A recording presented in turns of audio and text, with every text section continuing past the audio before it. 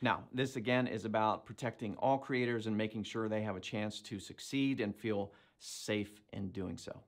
All right, so that's... No, it's not. That's just stupid. So I'm gonna show you how to restore the dislike count. You just wanna go on like the Chrome Web Store or Firefox one. If you're on Opera GX like me, you can still use the Chrome one. Then you would just want to search for the Return YouTube Dislike add-on. Just put it in here, press enter, then this should be the first. Just want to click on it and press add.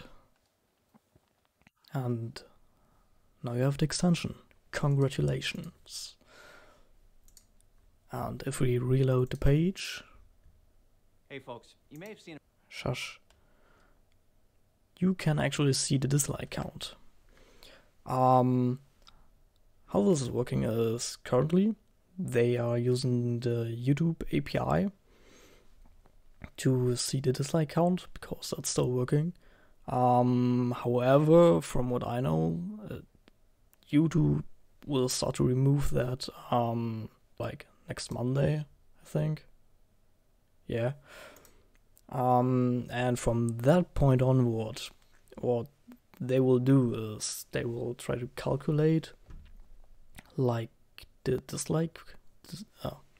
dislike count from views and likes and probably some other stuff, math. I don't know. Also, if you're a creator, if I understood it right, you can contribute your data. And there will probably be a box like in the add-on where you can just tick it and then it will get your dislike data.